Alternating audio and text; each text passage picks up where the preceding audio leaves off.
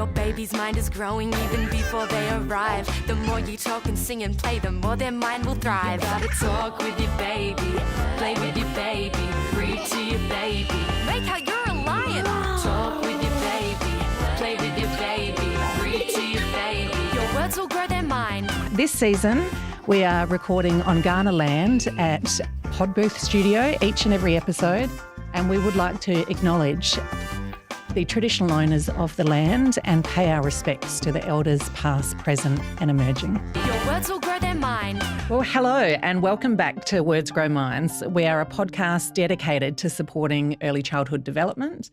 I'm Kate Ellis. I'm a mum to Sam and Charlie, but I am also passionate about improving Australia's early childhood development outcomes. And I'm Amelia. I'm a journalist and I'm a mum to Grace, who is 6, and Ted, who is 2. Kate, what are we talking about today? Well, I'm really excited about today's topic because we're talking about parent and child attachment. Attachment, bonding, what does it mean? Why is it important? How can we best support it? We're often told as parents, especially when, you've got a baby and as they're growing, secure attachment is key.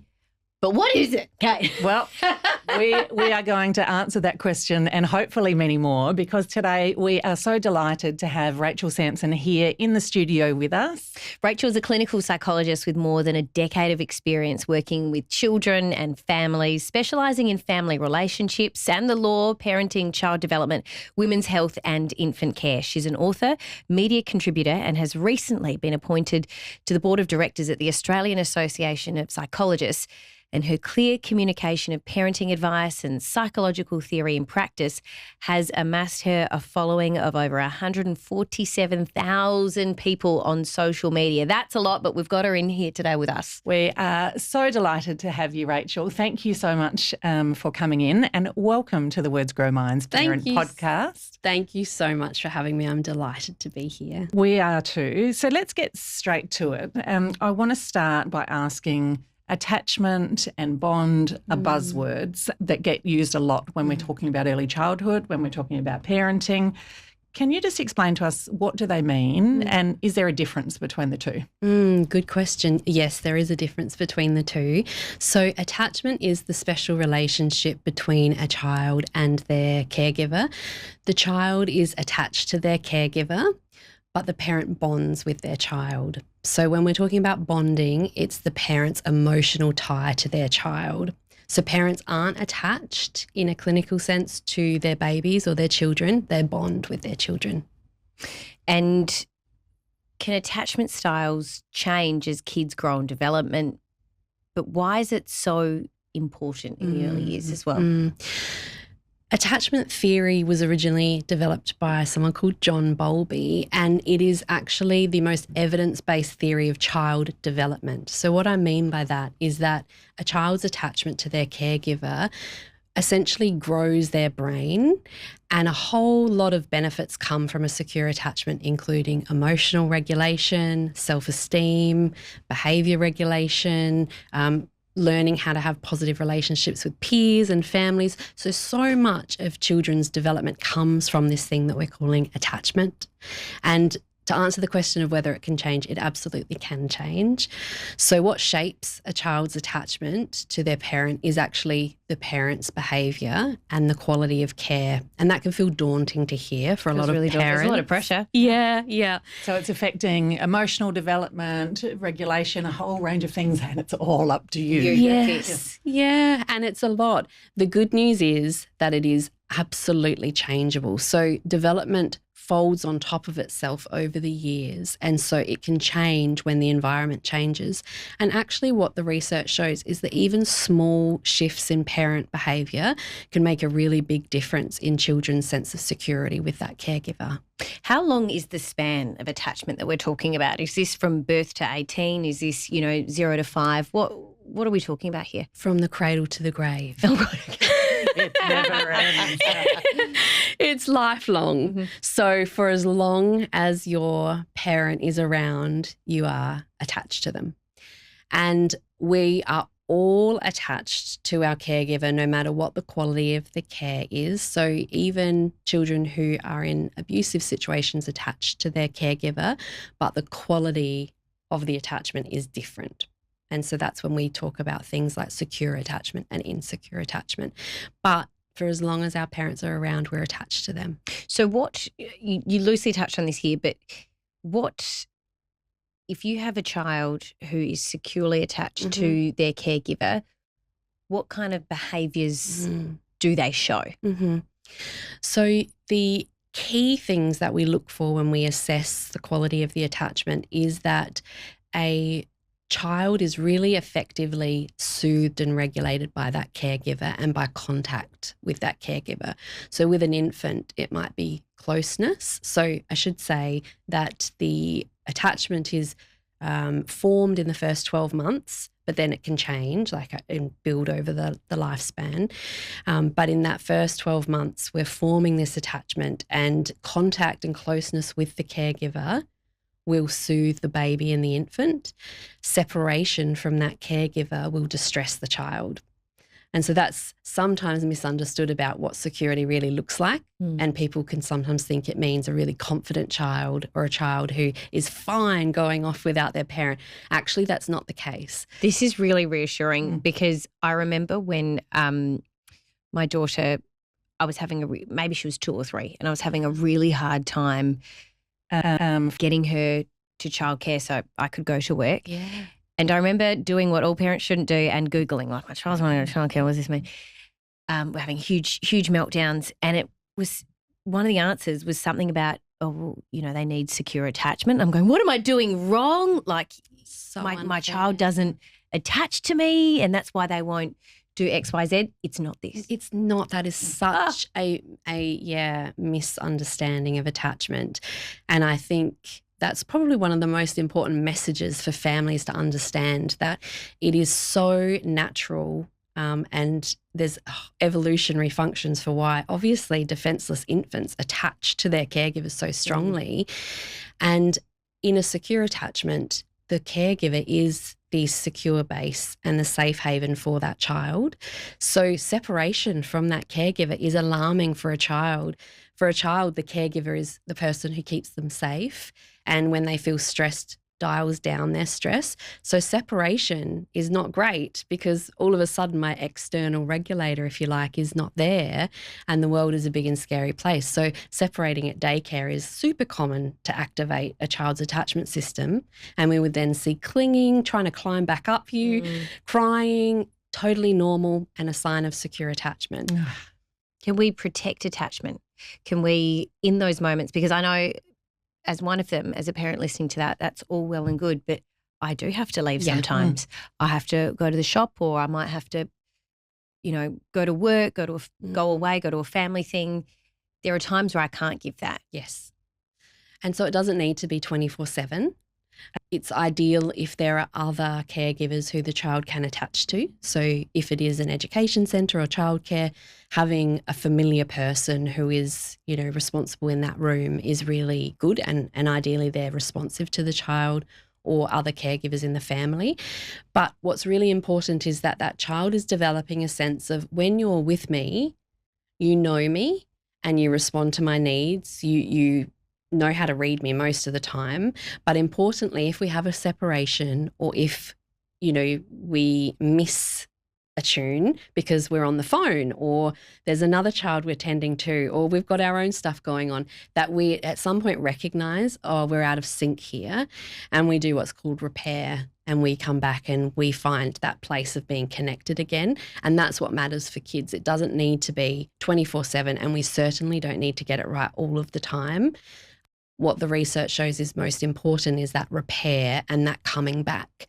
So I want to explore what repair looks like, how we repair. But before that, I just want to further explore, we've talked on this podcast before about how it takes a village to raise a child, that there are very different family circumstances. So some babies might be born and attached to one caregiver, whereas some might have much bigger villages and spend a lot of time with different people. Does it matter if a child is attaching all over the place, or if they're building one really strong attachment with one person? Does that affect development in how many attachments they're forming in any ways?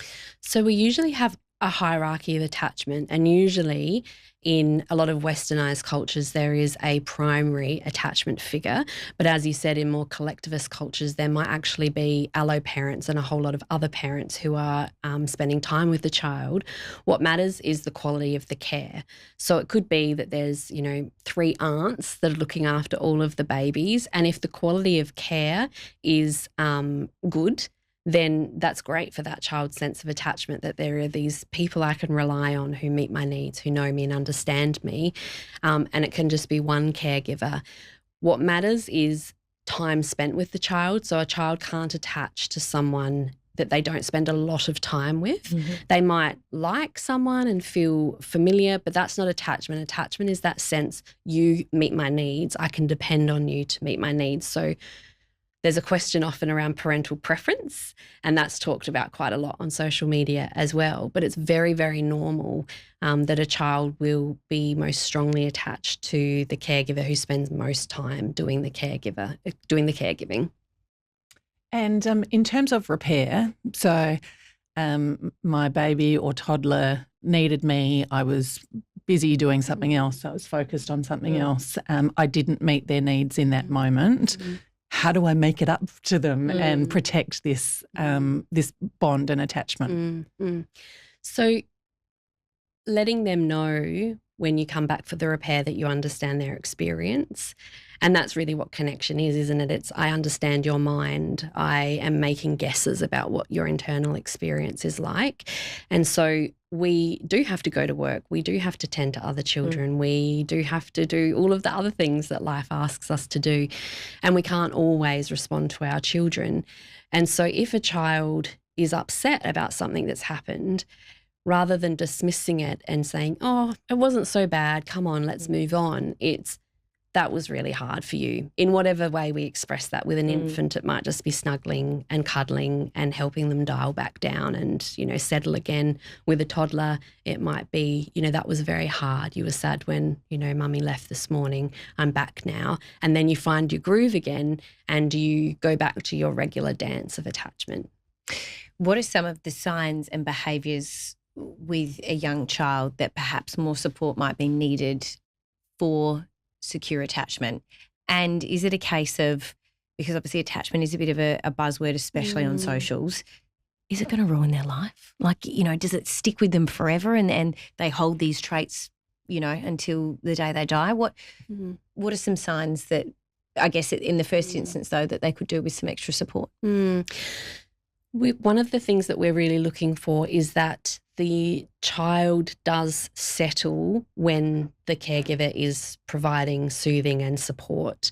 And we need to acknowledge that there is a range of temperaments and neurodivergence, and some children have much bigger emotional reactions, more frequent. That's not necessarily a sign that there's anything off with the attachment. It can be trickier to navigate. But generally what we're looking for is that when the caregiver is responsive, eventually the child dials down and is able to settle again. And if a parent is finding, I can't settle my baby, I'm not sure what I need to do, or my toddler, I'm not sure, I'm trying and nothing's working, and the child is sort of dialing up as the parent's trying to soothe them, that might be a sign that something is off and that they need some support to work out how to attune to each other again. If a child seems really shut down and so they're not responding at all, especially in the first sort of 12 to 24 months, if there's no response at all when the caregiver leaves, they seem really indifferent to it, that can often be a sign. And if they're really withdrawn and don't seem to be engaging in play or exploring, that could also be a sign that something is going on for that child and that parent-child relationship. I find it really interesting how we know the difference between a child that's confident, so a child that is, marches into the childcare setting and whatever, see you later, yes. I've got friends to play with. I would have thought that's a good thing versus the child that is clingy and doesn't want to leave, but you're actually flipping that around. Yes. So is having a confident child who's happy to be apart from their caregiver a sign that they don't have a secure attachment? No, not at all. So one of the key things that we haven't touched on so far is exploring. And so there is two systems, and this is a little bit of science, but I think we'll kind of get there. There is an attachment system and an exploration system, and you can think of it like a seesaw. So when the attachment system is activated and a child suddenly needs you, their exploration shuts down. Mm-hmm.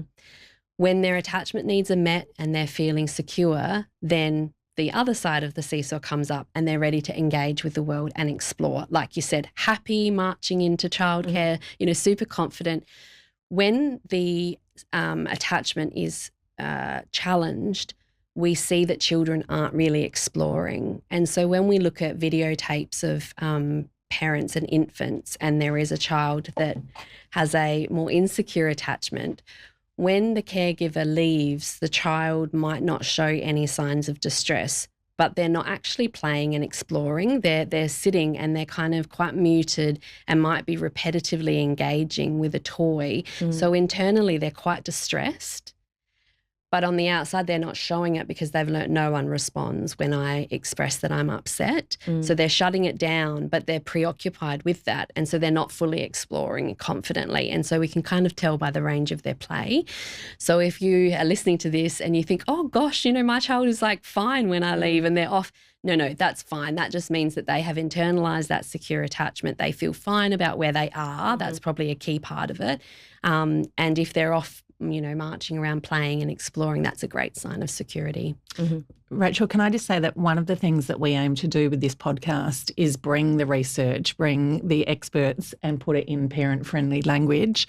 And I just love that you just said, I'm going to bring some of the science in, but you turn it into a seesaw. We love science. It's really a helpful way of bringing, that huge evidence base and making it accessible to our listeners. So the attachment exploration seesaw, I think, is a really great example of that. What are some of the things you hear from parents about attachment? Because to me as a parent, there is this overwhelming pressure to balance the needs of society and life around me, but still be there for my kids and meet them at their level. And there are absolutely days where you do not get that right. Yeah. So there is some research that looks at misattunement and attunement, and so missteps, if you like, where if we think of attachment like a dance, there are times where we're really in sync and moving beautifully together, and then there's times where we misstep and have to kind of find our feet again. And some research that looked at securely attached parents and children found that up to 50% or more of the time, parents were misattuning or finding, missteps. But the key was that they repaired that. So that research is often misunderstood to mean I only have to respond to my kids about 50% of the time. That's not the case. We want to be aiming to meet our kids' needs as often as we can. But the reality is, like you said, that we aren't available all the time, and we don't actually have to be, but it's important that we're coming back to when we are together, we connect, and I'm trying to understand your internal world and what your experience has been like. And so children know my parent comes back, and when we're together, they understand me. And it might be hard for kids to be separated from us, and that may be a stress for them. But if they have that sense of when we're together, you do understand me and I can lean on you, that's the key part. It's that sense of, does my parent understand me? Do they respond when we're together? And do they make a effort to find our way back to each other if they misstep? That's really the heart of security. It's absolutely not getting it perfect or meeting our kids' needs all the time. That's not it. So we're going to talk soon about some practical tips for building that bond and attachment. But before we did, and just letting everyone know that we're going to bring you back up again in a minute, can you explain what happens if in early childhood a child doesn't have a secure attachment? What are the consequences of that? So if we go back to that idea of the seesaw, if a child's attachment system is frequently activated, and their needs aren't being responded to, it's very hard for them to then switch into exploration. And so children need to be feeling secure in order to learn, in order to engage with, reading or play or social skills. If a child is preoccupied with the caregiver's availability, and just to touch back on, working and being apart, it's the quality of the relationship when we're together. It's not that we don't ever have absences from the child. So if a child is having this sense of, I don't know if you're going to be there for me, sometimes you are, sometimes you're not, or you don't respond to my needs, the child is really preoccupied with that. And so that impedes their ability to learn. And so that can impact things like academics, their cognitive development, social development, emotional development. So we might see difficulties with behaviour, we might see difficulties with regulation, just not being where we would like them to be optimally. And it can affect all areas of a child's development, because this relationship is nurturing the child's brain. So the brain is obviously governing all of our development. There's a lot of talk these days with behavioural issues, whether it's in the classroom or regulation. Regulation is a word that is used everywhere, and I feel like has really gained prominence in the last, few years or so. Do you think that has anything to do with attachment? I do. About 60%, it can vary. It can be sometimes in studies 65%. It can be a bit less depending on which country and which study, but around 60%, 65% of children have a secure attachment, which means a significant number don't. And one of the signs of an insecure attachment is behavioural difficulties. So this role of the attachment relationship is almost like an external regulator for the child. So the child's brain is developing, and they're relying on an adult's developed nervous system and brain to calm them down, regulate them. And so if that system isn't working well, if there's challenges for the family, if there's challenges for the parent, it means that that child is not really developing in that way. What we want to see is that over time, repeated experiences of having someone else soothe us as infants and then toddlers means that we then internalize that and can start to do that for ourselves very slowly, much more slowly than parents and society expect of children. But without that, we can almost think of children being much younger emotionally and behaviourally than they are in terms of their chronological age. So often you might have a 5-year-old, a 6-year-old, a 7-year-old in the classroom, but maybe their emotional development is closer to 2 or 3. And so it makes sense then that, we're seeing a huge meltdown when something doesn't go their way in the classroom, which we would expect, very common for a toddler, but less expected for a 5, 6, 7-year-old. So I guess without that support, without the relationship doing that well, then children can sort of lag behind in that way. And so a lot of the behavioural issues that we see can relate to that insecure attachment.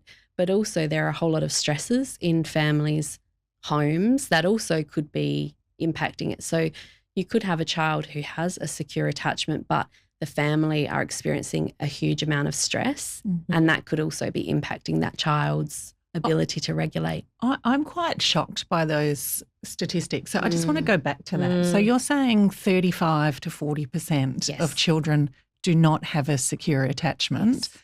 And I don't have the stats on this, but I would say that the overwhelming majority of parents desperately want to do what's right for their children. So some of us are going wrong. What's the causes for this lack of attachment in your view? Yeah, so the strongest predictor for how we parent is the way that we were parented.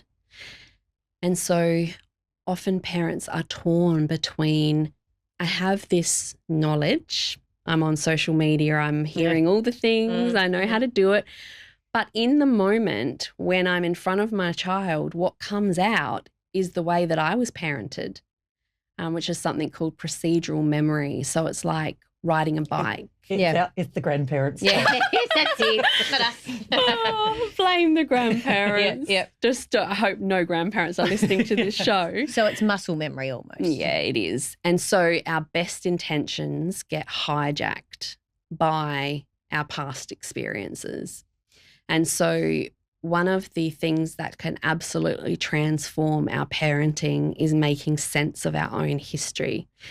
And a child can have a secure attachment with their parent irrespective of what the parent went through themselves growing up if the parent has reflected on their childhood. Mm-hmm.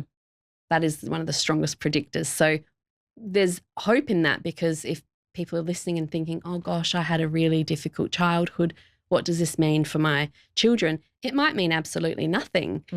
It just means that we've got to reflect on how we were cared for or not cared for, and how that can kind of want to come out in, especially under moments of stress and pressure.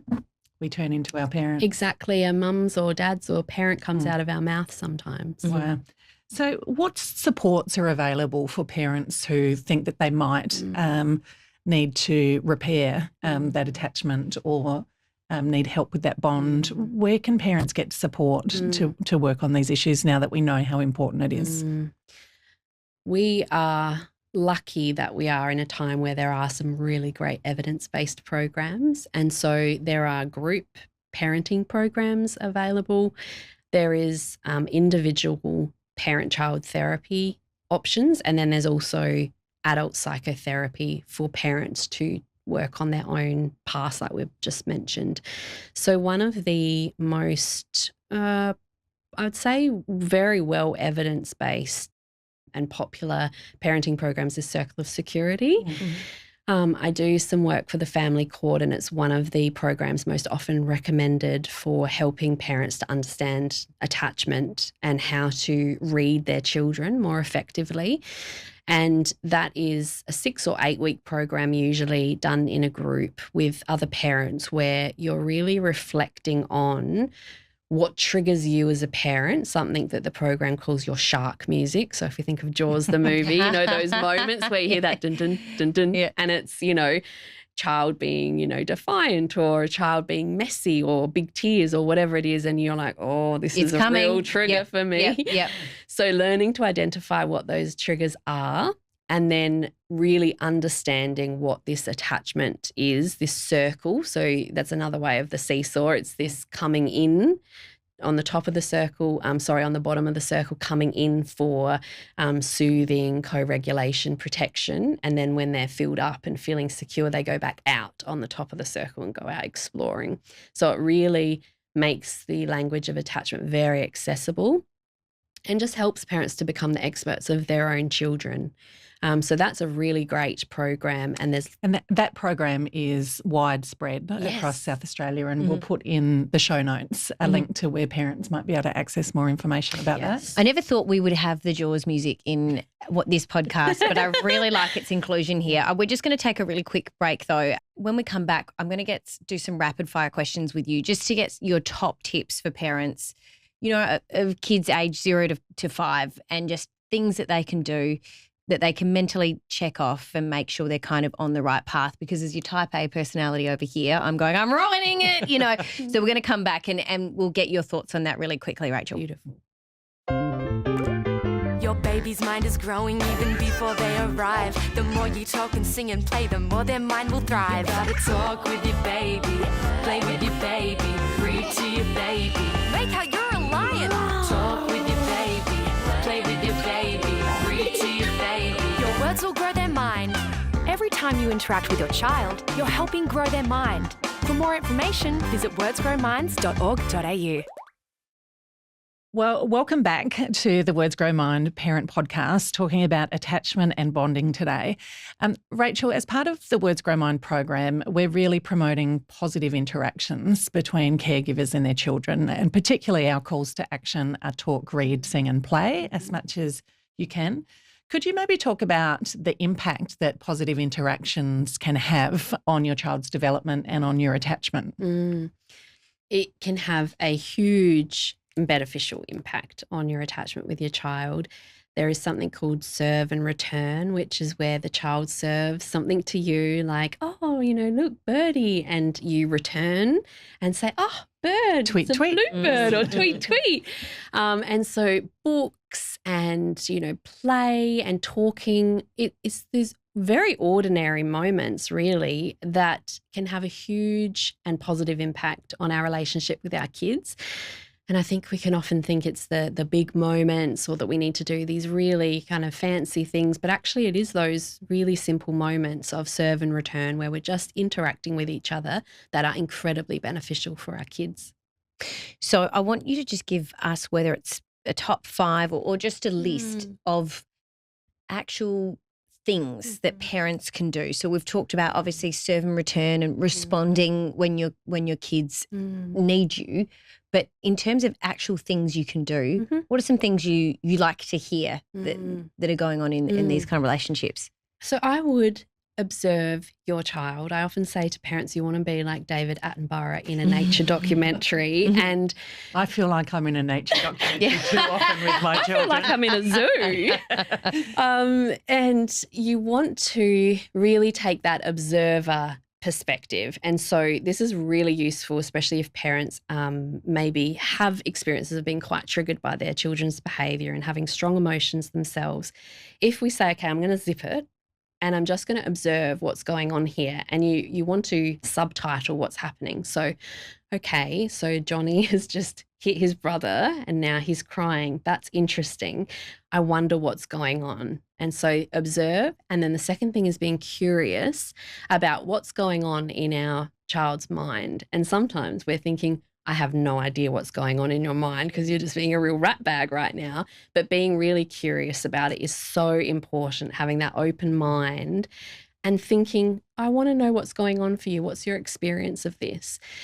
Taking our child's perspective as much as possible. So trying to put yourself back in, what it would be like to be 5 or 6 or 2, and really thinking about what the world might be like as a child of that age. So really taking their perspective.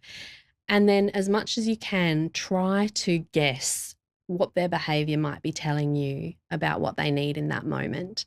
And so it might be attention, it might be snuggles, it might be to have your love affirmed, it might be that they need space. It could be any number of things, but really trying to guess what it is that they might need. And then if you miss what it is, if you mess up, it's just coming back and saying, look, I didn't get that right. I was just cross, I yelled, I was impatient. I'm here, let's start again and do a reset. This is the question that we often finish on, and we ask every expert who comes on our podcast this. With all that you know, in all the work you've done with families, parents and their children, and all the research that is available to you, what is the one thing you just wish parents knew? I would say that I wish all parents could feel optimistic about the future with their kids and know that the relationship can continually transform. And I think the most important tool that we have in our pocket is the capacity to repair.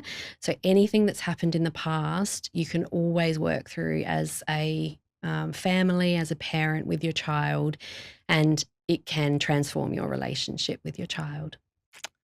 Rachel Samson, what a pleasure it has been to have you on the Words Grow Minds Parent Podcast. Thank you so much for your time and for your wisdom in being with us today. Oh, thank you so much. It's been so nice. Wow, Kate, we touched on some real sort of heavy topics there.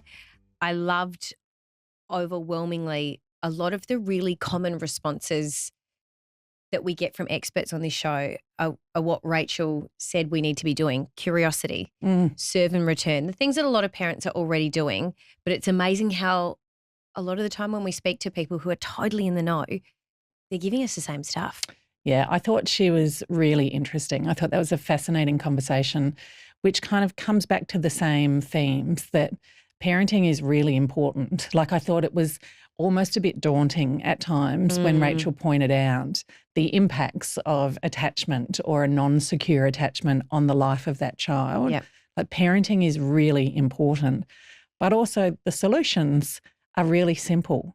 Being present, interacting, serve and return, building that connection and trying to be curious about your child. I thought it was a really good reminder of just the impact that we have as parents when we stop and spend and be present. And I think repair is the big one. Yes. That's something you mightn't have seen. It's not too late. No, yes. and you mightn't have seen it in generations of parents gone by. You know, this big one of saying sorry for, how you acted as well, rather than say sorry to the kids. That's right. It's a two-way street, and if you want that strong relationship, Well, I think it's two things. It's one, that you can repair when you haven't been there, but two, it is never too late to transform your relationship with your child, that you can change your behaviour and you can change the attachment. And that's reassuring too. And I think one of the other things that Rachel was saying, and this is what I loved most, was the fact that you're asking these things, the fact that you're thinking about it is caring, and caring for your child is what they really require. Absolutely. Now, we got so into that conversation with Rachel that we forgot to even mention the fact that she's got a brand new book out. So we'll put some of the information in the show notes, but the book is called Beyond Difficult, an attachment-based guide to dealing with challenging people. This is about adults, not about early childhood, but it'd be a fascinating read, and we'll put all of those resources in the show notes. Love that episode, and we hope you'll join us again soon for more Words Grow Minds Parent Podcast. Thanks for listening to the Words Grow Minds Parent Podcast. We love hearing from you, so please subscribe, review and comment on the podcast. And for plenty of ideas to support your child's development, go to wordsgrowminds.org.au and follow us on Facebook and Instagram. Your words will grow their mind.